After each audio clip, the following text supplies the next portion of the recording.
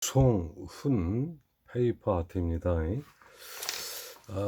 요거는 그 OS 가면 그 파란색과 핑크색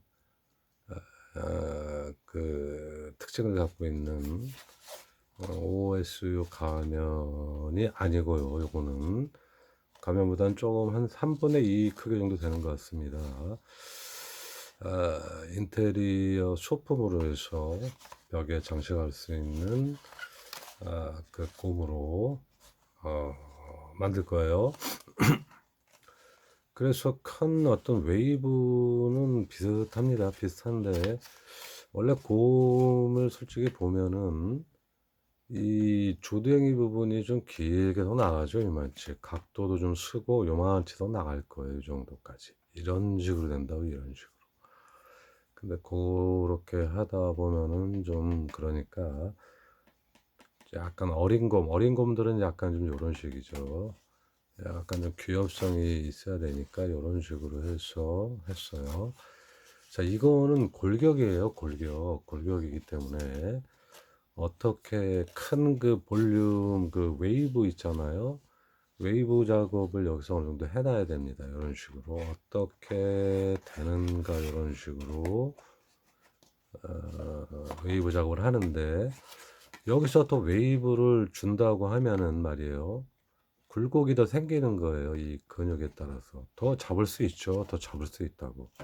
이런 또 면들을 볼륨 면들을 골격을 더 좀 섬세하게 잡으면 되는데 이런 게 있어요. 그 볼륨 웨이브를 그러니까 많이 주는 것은 그만큼 면들을 많이 잡아내는 거예요. 볼륨들 작은 볼륨들을. 그렇다 보면은 이 이후의 작업에서도 말이에요. 이후의 작업에서도 덮어 씌운단 말이에요. 이제 이 골격 위에다 덮어 씌우는 건데 그렇다면 작업이 많아지는 거예요. 섬세한 작업이 들어가야 되기 때문에 그런 밸런스, 전체적인 밸런스를 맞춰서 해야 되는 거예요. 그래서 이것은 요 정도 볼륨으로 해서 요 정도 면으로 할 것이라는 것이 이제 픽스가 된 겁니다, 이게. 그래서 이렇게 해 놓는데 이 정도. 이제 이런 귀 같은 경우는 나중에 이제 뜯어서 전체 그 스킨 작업하고 붙여놓는 거예요. 코도 그러고. 그리고 이런 부분 같은 경우도 끼어 들어가야 되는 부분이기 때문에 이런 식으로 잘 떨어질 수 있게 가접을 해놔야 돼요. 이런 식으로 다. 뜯어내기도 쉽고 끼어 넣을 수 있게. 근데 지금 이 얼굴 같은 요런 부분 같은 경우는 이제 딱 픽스가 된 거야. 이거는. 요거를 가져가려고 해서 단단히 붙였고요. 그래서 붙이는 과정에서도 툭툭 튀어나오고 그러면 안 된다고. 좌우가 좀 균등하고 그러기 때문에 깨끗이 잘 붙여놔야 된다고. 이렇게 요런데 특히 그래가지고 요런 데는 이제 어느 정도 세게 잘 붙여놓고 코 같은 경우는 이제 띄어야 돼요. 띄어서 스킨 작업하고 다시 붙여놓는 거거든요. 다시 만든다고. 이거 같은 경우는 다시 칼라로 해서 만드는 거예요. 그냥 지금 전체적인 분위기를 봐야 되니까 만들어 놓은 거고. 그리고 웬만하면 이 정도면요 그 잔모란 말이야. 사자같이 긴 털을 갖고 있지 않아요. 긴 털을 갖고 있는 동물이 아니기 때문에 잔모로 해서 쫙 들어가서 요 정도 볼륨만 따라가도 참 멋있는데 시간이 엄청 걸려요. 작업이 밀도가 엄청 높아진다고. 그래서 요번도 크게 어떤 그 털 작업을 할 거예요. 그리고 이 앞전에 오이스 가면도 그런 스타일이고 또 이 당사자분들도 이 아빠가 그렇게 섬세한 작업보다는 좀 디자인적인 그걸 원하시는 분이기 때문에 그런 식으로 할 거예요. 이렇게. 그래서 요번이 좀 틀려진 것은 원래 곰이 이게 크지가 않아요. 진짜 이게 그 가면 같은 경우는 착용 부분 때문에 이런 걸 좀 크게 했다고 여기를. 근데 요것은 조금 이걸 줄인 거예요. 지금 요것이 줄었어요. 이렇게 넓지 않고 동네 푸대자루 아저씨 같지 않고 원래 곰 같이 곰이 요게 작아요. 이쪽이 이렇게 이 부분이 사자나 이런 것처럼 크지가 않다고 나오니까 호랑이처럼 작아 얘는. 갖고 조댕이가 크지가 않아요. 이 부분이. 근데 사자하고 호랑이하고 싸우면 곰이 좀 이긴다고 하는데 내가 볼 때는 이길 수도 있고 질 수도 있고 그럴 것 같습니다. 등치가 크면은.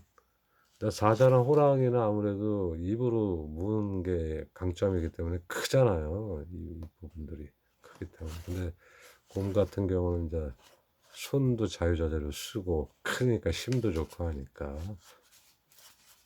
동물왕이 사자가 된 것은 뭐 코끼리랑 싸우면 어떻게 해요? 호랑이나 곰이나 사자가.